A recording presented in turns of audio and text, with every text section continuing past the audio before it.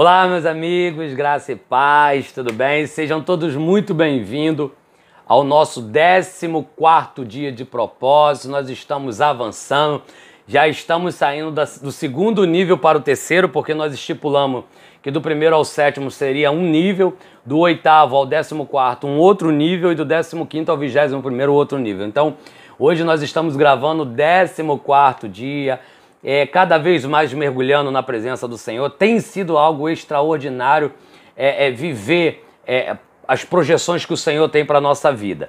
Esses 14 dias tem sido algo surreal, onde tem desenvolvido na nossa vida, extraído da nossa vida foco, né, resiliência, perseverança, enfim, diversos aí características aí para continuarmos avançando. Hoje eu quero compartilhar com você um texto da Bíblia, um texto que muitos de nós conhecemos, que vai contar a história de Gideão. Se encontra em Juízes capítulo 6, a partir do versículo, na verdade somente o versículo 10, porque nós vamos estar falando um pouquinho sobre essa caminhada de Gideão, essa opressão dos midianitas sobre o israelita ali, onde eles vão ter que se esconder em caverna, onde eles já não aguentavam mais plantar e os seus inimigos vinham, saqueavam e se escondiam em caverna. E tudo isso é dado devido a algo que nós vamos estar lendo aqui, a desobediência. Tudo isso, um povo que foi retirado, né, foi arrancado do Egito com uma autoridade muito grande, onde a água jorrou da rocha, onde o mar se abriu, aonde foram alimentados com o maná que descia do céu, onde havia coluna de fogo, coluna de nuvem, e agora chega em uma terra onde está sendo oprimido, estão sendo perseguidos, estão se sentindo oprimidos, se escondendo em caverna, fugindo. Então como é que pode? Isso vai ser uma das perguntas de Gideão, mas nós vamos estar entendendo, após nós lermos esse versículo, eu acredito que muitas coisas vai esclarecer para você sobre essa caminhada que eles tiveram. Vamos lá. Juízes capítulo 6, a partir do versículo 10, diz assim: Eu disse que sou o Senhor, o Deus de vocês, e que vocês não deviam adorar os deuses dos amorreus, que viviam nesta terra, mas vocês não quiseram me ouvir. Esse é um dos textos aqui que vai nos dar a base o porquê que eles estão passando por tanta perseguição. Por que eles estão sentindo tanta essa opressão, essa pressão dos medianitas? Porque quando eles tomaram a terra, ali havia homens, havia pessoas ali, havia uma nação idólatra, que adorava os deuses ali que eles acreditavam que tinha. Quando Israel toma posse, quando os hebreus ali tomam posse, que recebe como herança, recebe a terra ali, era para, né, tirar tudo e adorar somente ao Senhor Deus. Mas quando o juiz, né, porque havia juízes na terra, Deus levantava o juiz, ele era guiado pelo Espírito, conforme ele ouvia a voz de Deus, ele repassava para o povo, e o povo adquiria, né, o povo tinha êxito, o povo alcançava coisas incríveis. Mas quando esse juiz morria, o povo voltava às práticas, né, mundanas, às práticas erradas. E quando eles voltavam à prática errada, eles voltavam para a idolatria, criar imagens, fugir dos princípios, né, desobedecer à lei que Deus tinha deixado. Então aí o que o povo fazia? Perecia de novo. O povo era vencido pelos seus inimigos. Talvez os inimigos nem eram tão fortes, mas eles eram vencidos. Nesse caso, os medianitas eram muito mais fortes. Segundo a Bíblia, eles eram muito mais fortes, mais numerosos. Então eles se escondiam em cavernas, eles tinham medo. Até que Gideão, né, está no lagar malhando trigo ali, o anjo de Deus aparece, ele começa uma conversa. E diz que ele seria daquela geração alguém escolhido para ser um dos líderes, ser um dos juízes. E ele começa a dizer que ele era o menor da casa, que a sua casa era a menor das tribos, que começou a achar um monte de desculpa. E ele ainda diz mais, ele diz: Senhor, nós ouvimos tanto dos nossos antepassados, sabe? Nós ouvimos tanto falar do que o Senhor livrou, que o Senhor tirou o povo do Egito, as coisas maravilhosas que o Senhor tinha feito, mas agora nós estamos perecendo para os nossos inimigos. E parece que o Senhor não está se incomodando com isso. E aí Deus fala para ele: ó, se posiciona porque eu vou usar você. E aí ele vem com aquela métrica, com aquele momento de fazer prova com Deus. E ele vai falar com Deus sobre o orvalho e a lã. E ali Deus responde ele, né? Assim como ele pede para o orvalho estar molhado e a lã seca, Deus faz. Depois ele pede palanta molhada e o orvalho seco, que assim Deus também fez. E aí ele viu, ele entendeu que Deus era com ele e ele vai absorver a chamada. Uma das primeiras coisas que ele faz é destruir um monumento, uma imagem que está logo no centro, na praça. Ele vai destruir ela e vai queimar ela e ali começa uma perseguição. Então o primeiro ponto que a gente entende é que ali já havia uma idolatria estampada, né, fixada ali. E Deus fala, olha, quebra essa idolatria, quebra essa imagem, quebra esse obelisco, quebra de alguma forma para que isso já venha demonstrar que eu estou levantando homens aqui para fazer uma diferença. E aí vai começar aquela peneira, vai começar aquela seleção, da onde Gideão vai separar de 22 mil homens, ali os 300, né, onde muitos vão embora, onde existe uma peneira, uma qualificação, claro. Deus não faz acepção de ninguém. Deus não faz acepção de pessoa nenhuma para salvar, sabe? Para resgatar, para transformar. Porém, para o propósito da obra, da batalha, Deus tem uma peneira, tem uma seleção. Então, você vai ver que ele vai falar que os medrosos ficam de fora. Medrosos nesse requisito é os covardes, sabe? Não é os que vão com medo, vão tremendo, mas vão. Não, é os covardes, os que abandonam, os que correm, os que desistem. Então ele falou, já sai logo essa leva de cara, esse pessoal já pode ir embora. Depois ele faz a seleção daqueles que vão beber água. Aquele que beber água como uma sentinela, está sempre pronto ali olhando, esse fica. Agora os que beber despercebido é porque não tem nem noção do que está acontecendo. E na nossa caminhada de fé é isso. Nós precisamos beber água muito focado nas batalhas, nas lutas. É o que acontece quando nós vamos ler ali as passagens sobre batalhas, ali sobre lutas, né? Que Neemias é um desses que está edificando o muro com uma ferramenta e com a outra está uma espada. Declarando ali, demonstrando que ele estava exercendo o que era para exercer ali, a finalidade do trabalho, mas ele estava como uma sentinela, estava prudente, ele estava atento às adversidades que poderiam acontecer. E aqui Gideão não é diferente. Aqui em Gideão você vai ver que vai fazer a seleção ali para beber a água. Depois que faz a seleção para beber a água, Deus vai mostrar ele em sonho que ele vai alcançar o êxito dessa batalha, ele vai sair dali vencedor, né, dando um sonho para os seus inimigos e fazendo ele ouvir o inimigo contando esse sonho.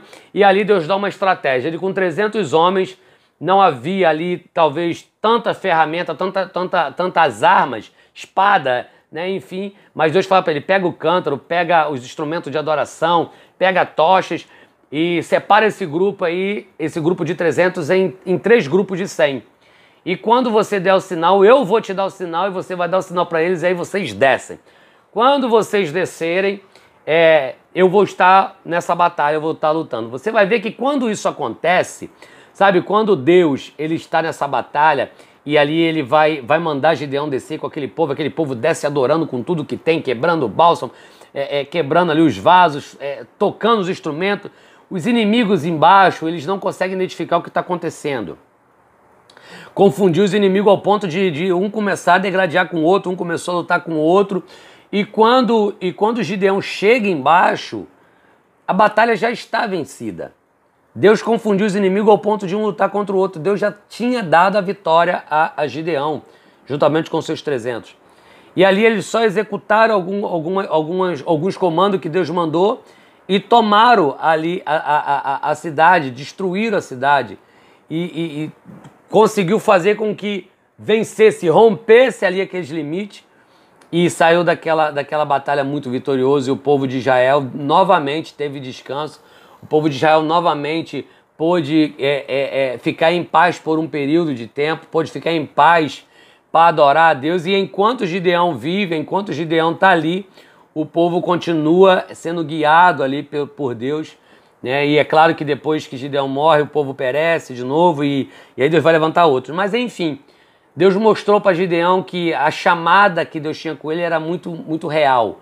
O propósito que Deus tinha na vida dele era muito real. Sabe, o que ele precisava, mesmo em estratégia, escondido, o que ele precisava era ele se levantar e se posicionar. Deus tinha chamado ele como uma liderança, talvez nunca tinha sido líder de nada, talvez nunca liderou nada, mas estava na execução, malhando trigo dentro de um lagar, sabe, ele estava malhando o trigo no lugar que deveria estar amassando uvas. E ali o anjo aparece mesmo com medo, mesmo muito preocupado, sabe? Mesmo ali pandeirando algumas coisas com o anjo, ele vai lá e ele executa. E Deus levanta. E talvez esse seja o chamado de Deus na sua vida, sabe? Talvez você está dizendo, mas eu sou o mais novo da casa, eu sou o menor, eu sou, sabe? Tem tantas pessoas lá na igreja que faz melhor, que são melhor, mas Deus talvez chamou você, sabe? Deus chamou você, o que Ele quer que você se posicione. Sabe, é errado fazer prova com Deus? Não, da forma que Gideão... Só que depois que Deus respondeu às provas de Gideão, Gideão não continuou achando que não era, sabe? Gideão se posicionou mesmo com medo, sabe? Foi necessário o inimigo ter um sonho, né? E ele ouviu o inimigo contando esse sonho para ele, sabe? Para ele tomar a posse ainda com mais veemência.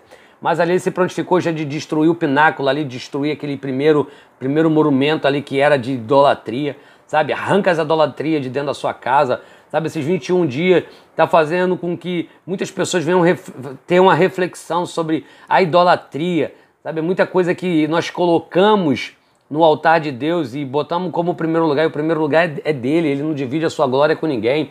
O primeiro lugar vai ser sempre ele. Aquilo que tentar usurpar, aquilo que tentar pegar o primeiro lugar, ele vai tirar, ele vai arrancar, sabe? A gente vai ver a história ali de quando Lúcifer ele tentou igualar o trono e Deus expulsou ele do céu. Quando o homem tenta igualar conhecimento, foi arrancado do Éden, né? Por ter sido persuadido, mas foi arrancado, porque Deus não divide a sua glória, sabe? Deus, o Espírito de Deus, ele tem ciúme, sabe? Ele zela por mim, por você. Então nós precisamos arrancar a idolatria, precisamos arrancar esses monumentos, sabe? Essas coisas, essas raízes que talvez tem na nossa cultura ou dentro da nossa família, que é uma quebra de princípio com Deus, já arrancar, sabe? Esse dia eu estava falando com algumas pessoas e como é incrível, né? Na minha juventude nós tínhamos um hábito, né, dos anciões que nos ensinava que um chinelo virado a mãe morria, então a gente tinha uma preocupação com aquilo ao extremo, sabe? Eram hábitos, sabe? A gente acreditava que se aquilo tivesse ali realmente eu morreria, mas era a cultura. Então a gente fomos crescendo e a gente vai vendo que, cara, é Deus. O controle da vida está na mão de Deus. Então não é um chinelo. A gente tinha vários, né? Era várias coisas da nossa infância que você não poderia ultrapassar. Então, porque a gente acreditava que aquilo ali, a força, né? A natureza, o momento, ele poderia arrancar de nós e não tinha nada a ver. Então foi preciso amadurecer. Então talvez o que você precisa hoje é amadurecer muitos ensinamentos, eu falo de cultura, que hoje elas batem contra o princípio que a Bíblia talvez está te ensinando, contra algumas coisas que nós sabemos que é errado hoje pela palavra. Então a gente fala, por causa da cultura, porque eu vim assim, não, querido. Porque eu sou assim, porque é de geração, tá na natureza. Querido, nós temos um Deus. Jesus, ele veio, a finalidade dele aqui como homem era ser carpinteiro. Então a madeira torta ele deixava reta, ele acertava. Aí vem eu e você dizer que nós éramos tortos e nós vamos continuar tortos. O Espírito Santo está aí para nos alinhar, para nos ajustar, para nos acertar, para nos colocar de volta no eixo que Deus quer. Então esteja propício ali a uma mudança. Esteja ali deixando o Espírito Santo trazer essa transformação na sua vida. Não lute contra o que Deus quer na sua vida, não lute contra o Espírito Santo quer fazer em você, mas esteja simplesmente atento para que algo aconteça diferente na sua vida. Hoje eu quero estar externando isso com você, esse é o 14º dia do nosso propósito de oração e eu precisava externar isso com você. Cada dia nós estamos deixando uma palavra aqui diferente, mas todas sendo direcionadas para uma batalha interna, uma batalha espiritual, uma batalha emocional. E eu espero que essa tenha sido um momento de você tirar para você uma reflexão, que Deus possa cada vez mais falar ao seu coração. Nós estamos aí passando para o 3º nível e eu creio que vai haver profundidade aí em alguns assuntos, mas que Deus possa falar ao seu coração, falar na sua família, falar na sua vida, que você seja alcançado e transformado pela palavra de Deus. Te vejo amanhã no próximo vídeo. Deus te abençoe.